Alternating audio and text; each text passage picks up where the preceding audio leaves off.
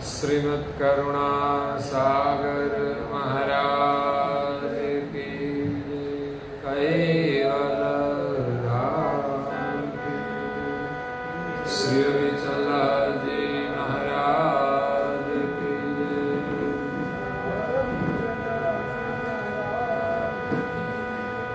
सबके साहिब सबके साहिब सबके साहिब अचरत सागर ग्रंथ संत भक्त शिरोमणि अधिकारी को सकृत सिद्धांत स्कंद 8वां चौपाई नंबर 42। दामोदर निज भक्त ही प्रगटे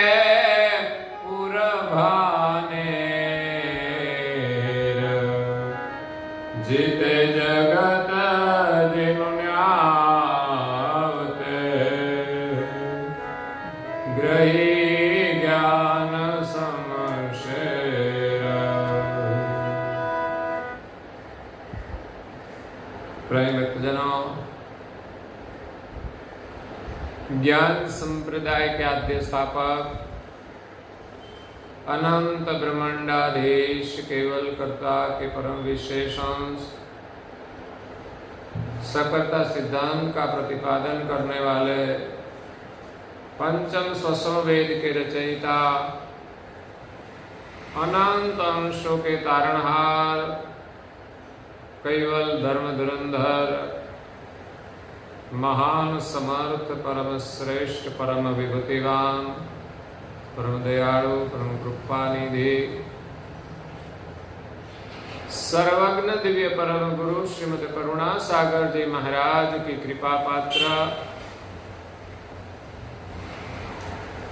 परम उपासक परम विद्वान परम पूज्य श्री अचरतबा परम गुरु श्रीमद् करुणा सागर जी महाराज की कृपा से स्वरचित अचरत सागर ग्रंथ में शिरोमणि संत और भक्त का वर्णन करते हुए जिज्ञासु और मुमुक्षु अंशों को ज्ञान बोध उपदेश देते कहते हैं कि दामोदर निज भक्त ही प्रगटे पूर्व बानेर। एक बानेर नाम का गांव है जहां दामोदर नाम के भक्त हुए। जीते जगत जिनु न्यावते ग्रही ज्ञान संशय। दामोदर भक्त ने ज्ञान रूप तलवार लेकर पूरे जगत को जीत लिया। जगत को जीतना आसान नहीं है। कभी कभी हम परिवार को भी नहीं जीत सकते, परिवार को नहीं समझा सकते, परिवार को नहीं अपना बना सकते। क्यों? कि हमारे पास ज्ञान नहीं है। महापुरुषों ने पूरे जगत पर जीत पाई। कैसे? ज्ञान से। तो यहां दामोदर भक्त ने ज्ञान शमशेर धारण करके, ज्ञान क्या है? शमशेर है, तलवार। कभी जड़ताओं को काटना पड़ता है, दुश्मनों को छेदना पड़ता है। तो ज्ञान की तलवार के बिना जगत पर विजय नहीं मिल सकती। जगत पर विजय का मतलब क्या है?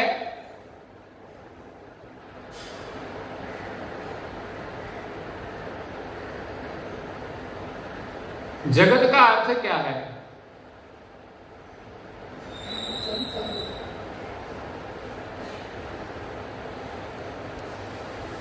परम गुरु जी ने संसार की परिभाषा परम सिद्धांत प्रणव कल्पतरु ग्रंथ में कही है,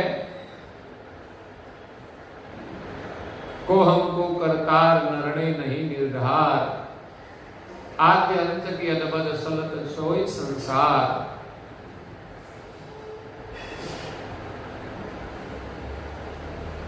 तो अपने को जाने बिना शरीर भाव से, जीव दशा से हम संसार में वर्तमान करते हैं और संसार की गुलामी करते हैं। ऐसे संसार पर विजय पा लिया जिनको जीतना बहुत मुश्किल है। लोगों को हम क्या जीत सके? संसार जो है, संसार की जो जीव दशा है, झूठ, प्रपंच, चोरी, हेरी आदि जो कर्म है, काम, क्रोध, लोभ, मोह, अहंकार आदि जो कषाय है, उन पर विजय पा लिया था ज्ञान से। यही संसार है। और जिनको विजय पा लिया है उनके आगे संसार भी झुकता है। कई लोग उनके आगे झुकता है। तो इसी प्रकार दामोदर नाम के जो भक्त थे भानेर गांव में, उसने ज्ञान संशय धारण करके जगत पर विजय पाया। जैसे कोई योद्धा हाथ में तलवार लेकर युद्ध करता है और उनको विजय मिलती है, इसी प्रकार दामोदर भक्त ने ज्ञान रूप संशय धारण करके संसार पर विजय पाई है।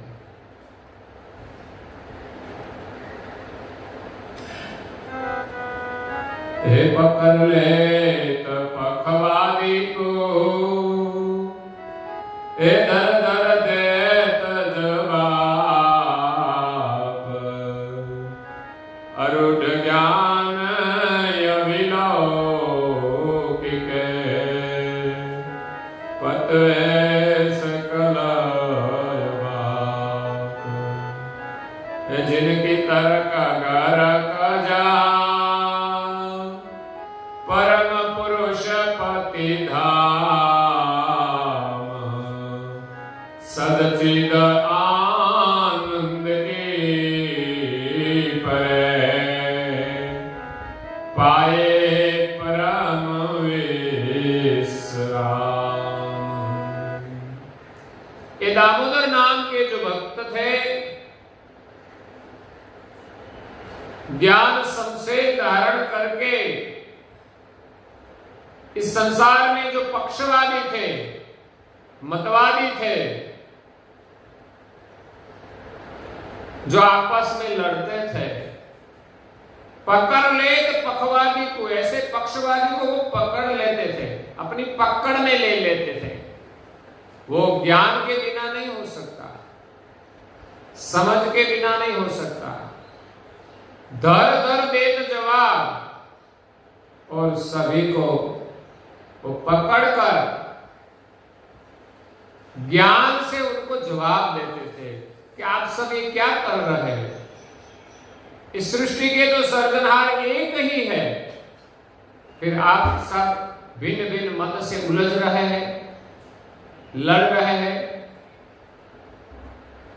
संसार में कई धर्म है, हिंदू है, मुसलमान है, यहूदी है, पारसी है, ख्रिस्ती है, और भी कई धर्म है।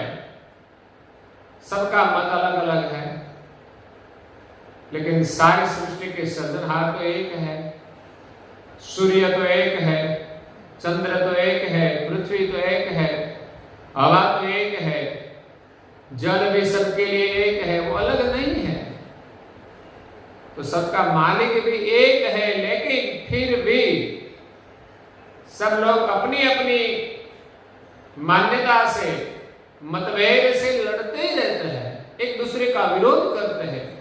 हम मानते हैं वही सही है, लेकिन संसार में जो अनेक मत पक्ष है, इनमें से कोई सर्जनहार नहीं है, इसीलिए झगड़ा होता है। अगर इसी में कोई सर्जनहार तो वो सबका समाधान कर देता है। यहां दामोदर भक्त ने यथार्थ ज्ञान को पाकर संसार में जो पक्षवादी का झगड़ा था, मतभेद था, उस सबको पकड़ पकड़ कर समझाया, सभी को जवाब दिया। अरुढ़ ज्ञान अविलोकी के, परम गुरु का अरुढ़ ज्ञान का अविलोकन करके पतवे सकल अभाव,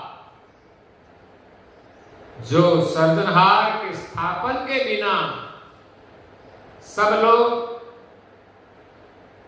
ब्रह्म को मानते थे कि वो हम है, हम ब्रह्म है, तो हमारा कर्ता कौन है, हमने बनाया किसने।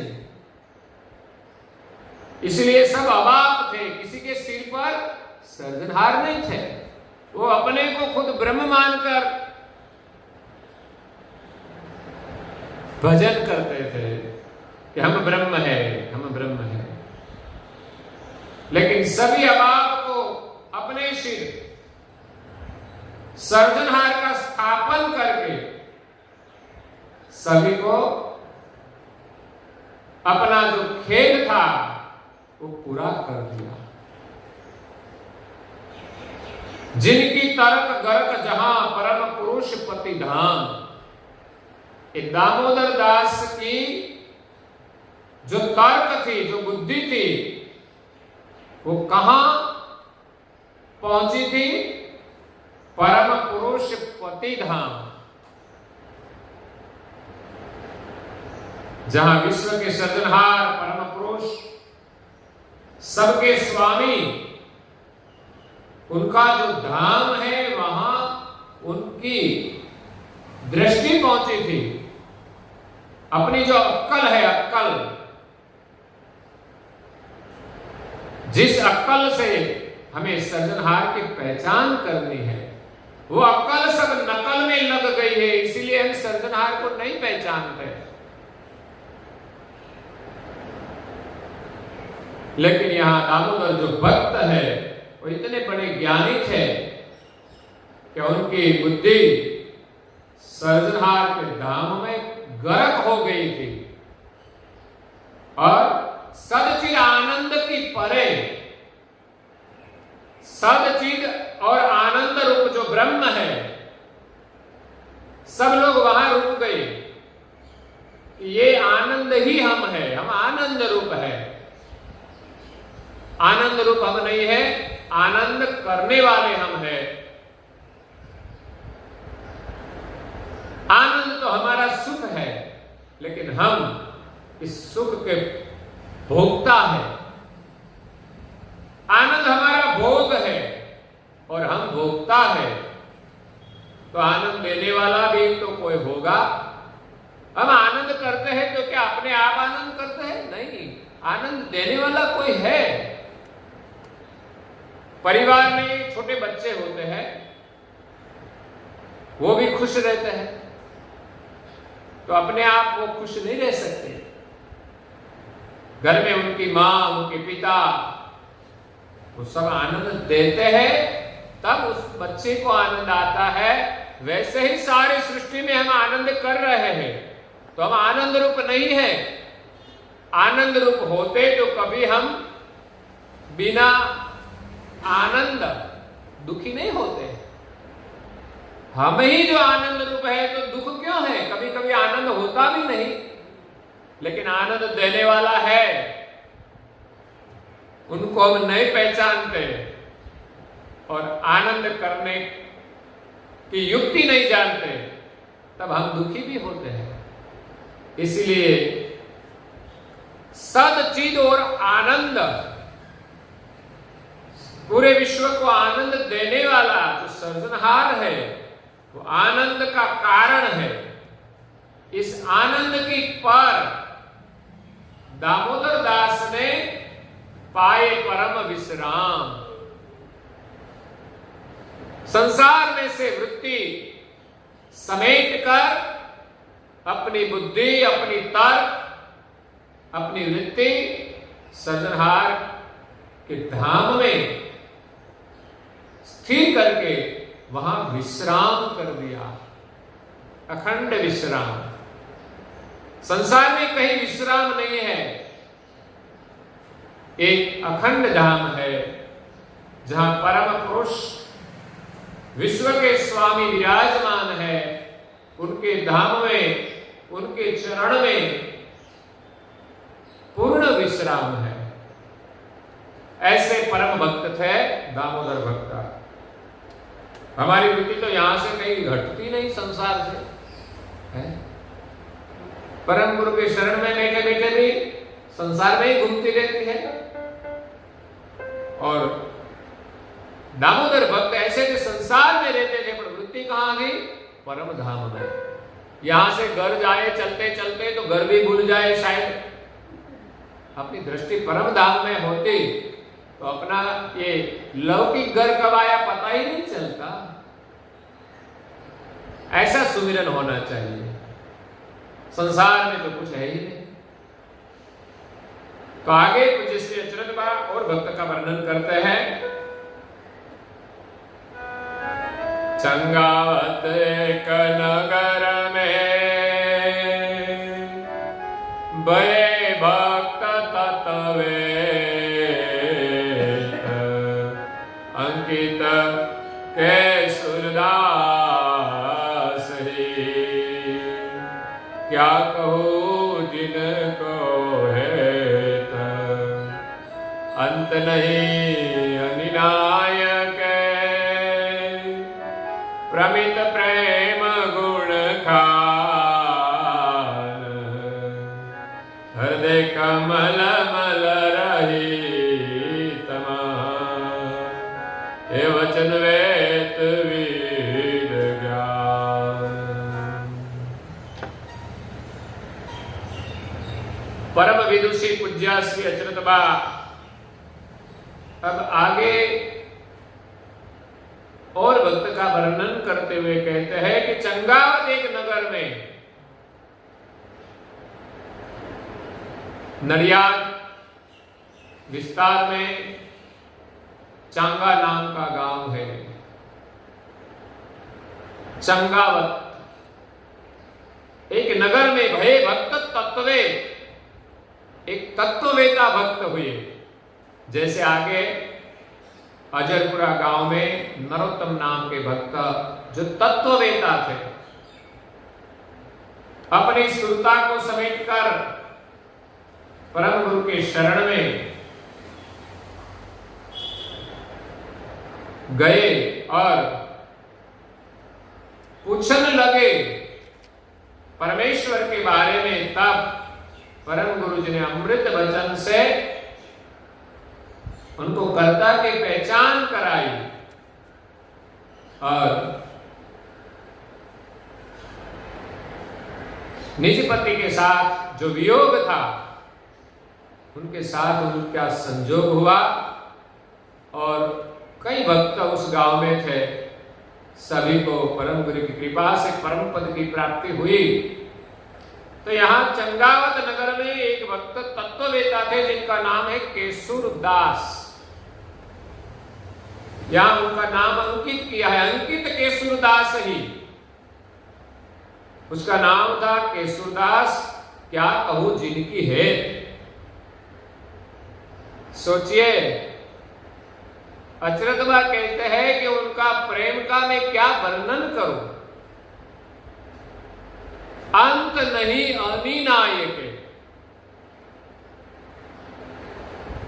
उसमें दासातन भाव इतना था, अनीन भाव इतना था कि जिनका कभी अंत नहीं।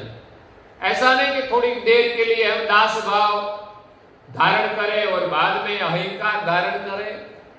हमारा स्वरूप तो बदलता रहता है कि जब ऐसा कोई प्रसंग आ जाए तो हम क्रोध में आ जाए, कभी कोई लालच मिल जाए तो लोभ आ जाए, कभी कोई लाभ मिल जाए तो खुशी हो जाए, नुकसान हो जाए तो दुखी हो जाए। लेकिन यहां जो केशुरदास है उनका हेत का क्या वर्णन करे। अंत नहीं अनिनायके। भक्ति का प्रधान गुण अनिनता है।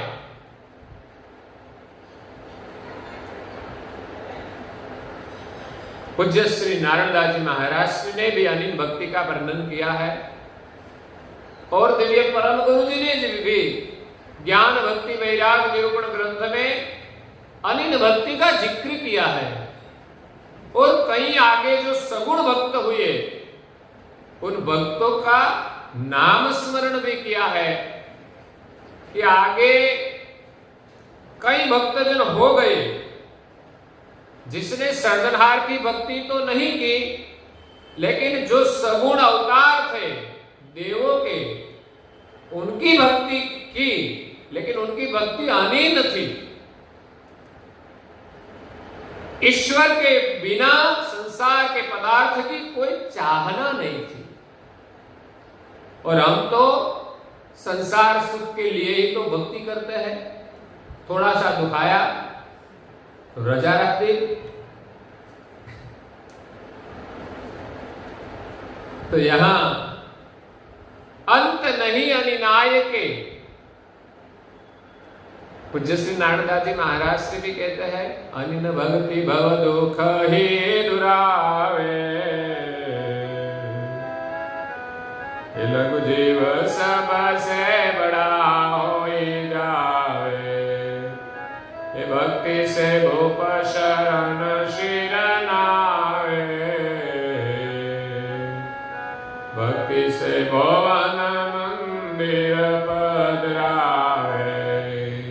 ये अनिन भक्ति की महिमा है। भक्ति अनिन मणि चौटड़े पड़ी मैदान दर्शाए, अनंत जीव है रट गए को विरले लेनी उठा। यानी न भक्ति संसार में चौखट पर पड़ी है, लेने वाला कोई विरला ले जाता है, बाकी सब उनसे दूर रहते हैं। मंदिर का द्वार तो खुला है, आने वाला आते हैं, बाकी सब चले जाते हैं।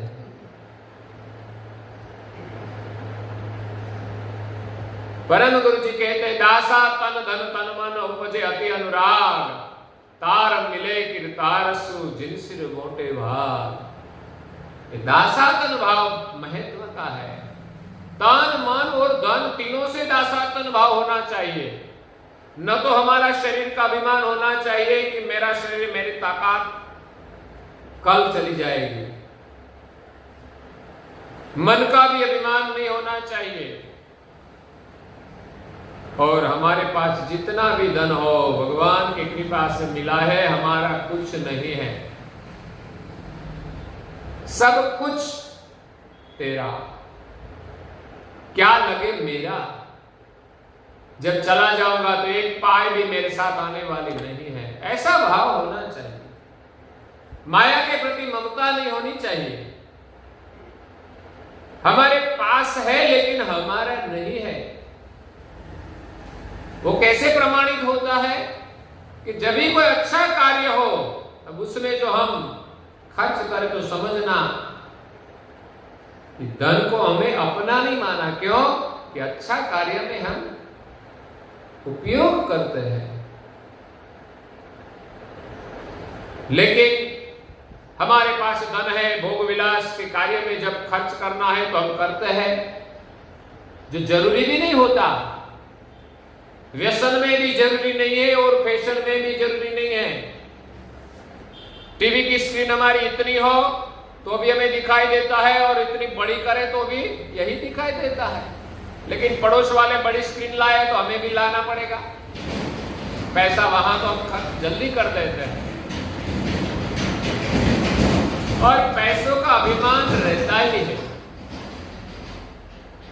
बहुत मुश्किल से हम इसमें से छूट सकते हैं। दासातन भाव होता है धन के प्रति तो वो धन सेवा के कार्य में लग जाता है, नहीं तो लग सकता नहीं।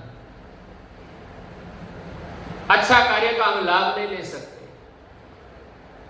तो यहां दासातन भाव की बात है। संत सेवा गुरु बंदगी आठे पहोर अभ्यास, प्रीत सहित पूजे हरि, सो कहिए निज दास। तो यहां केशवदास भक्त को अनीन भाव इतना था कि उसका अंत ही नहीं। तो संत सेवा गुरु बंदगी, संतों की सेवा करते थे, गुरु महाराज की बंदगी करते थे। गुरु की कीजिए बंदगी और कोटि कोटि प्रणाम। बस इसी प्रकार हम प्रार्थना करते रहे तो किट न जानत ब्रंग को सोही कर ले आप समान। गुरु की बंदगी करते करते एक दिन हम गुरुमय बन जाएंगे, हमें पता भी नहीं चलेगा। लेकिन अनीन भाव होना चाहिए, दास भाव होना चाहिए। अंत नहीं अनिनाय के प्रमित प्रेम गुण खान।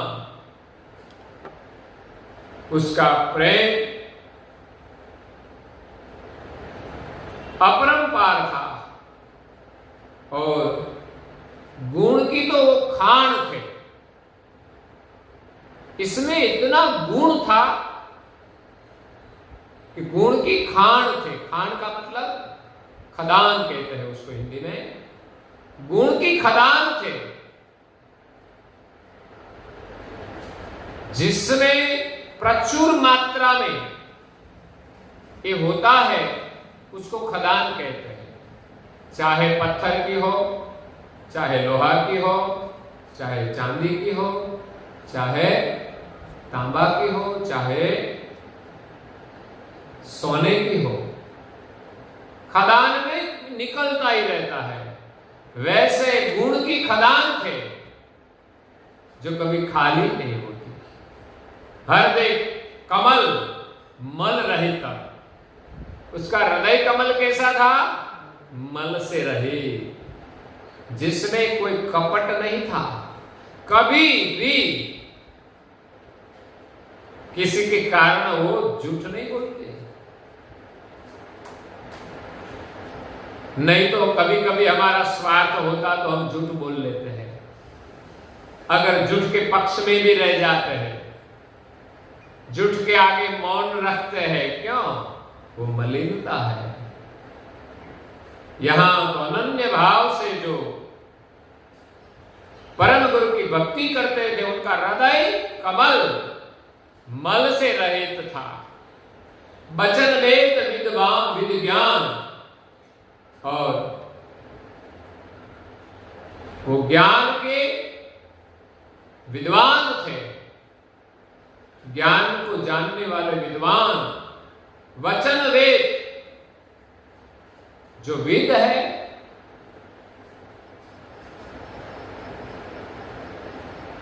उस ज्ञान के वो वेदता थे। उसके वचन में भी उस ज्ञान का दर्शन होता था। और कहते हैं पूज्य श्री श्रुतबा, तन मन सहित समर्पण किए परम गुरु शरण,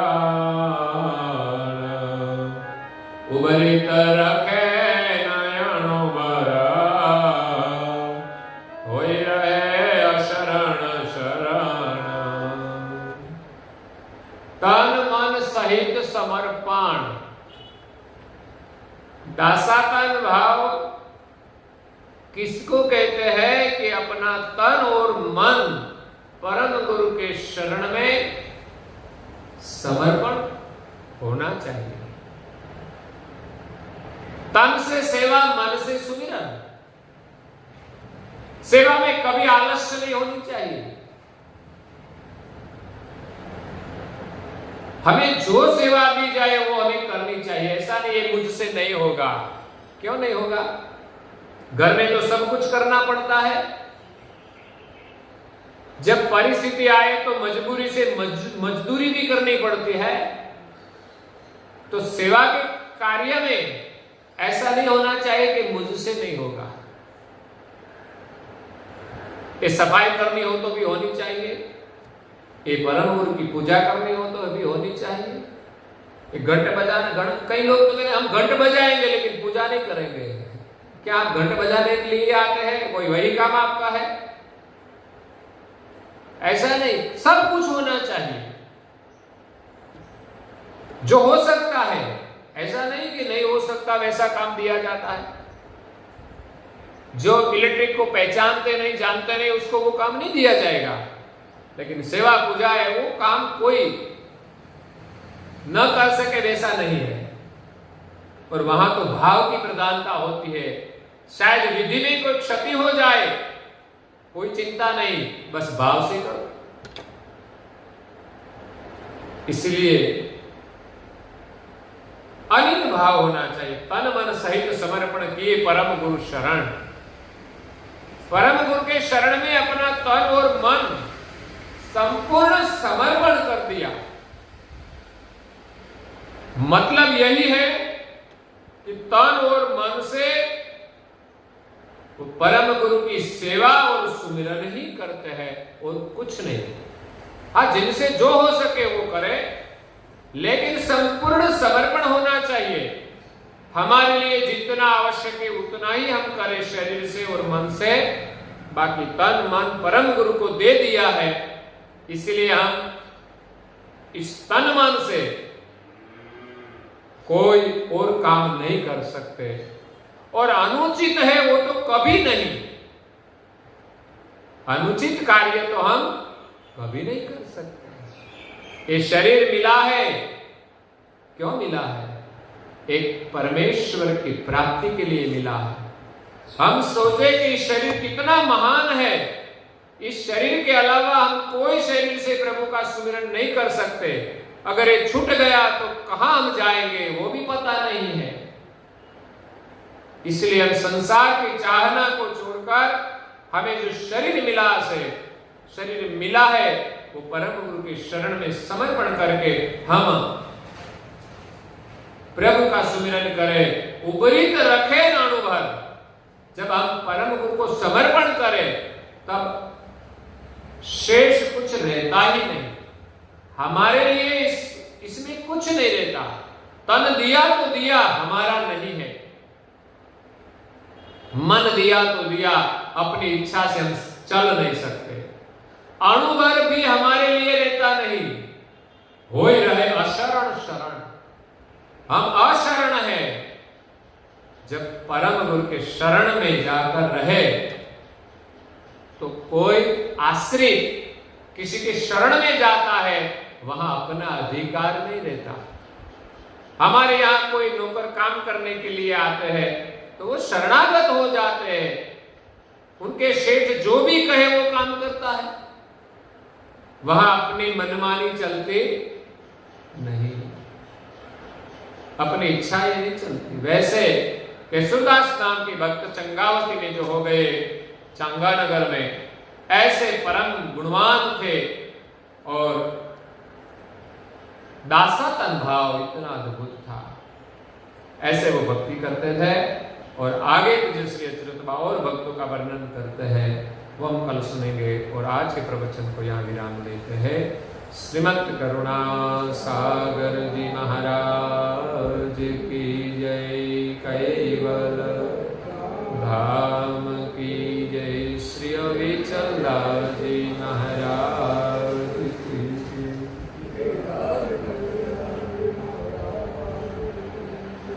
सत केवल साहेब, सत केवल साहेब, सत केवल साहेब।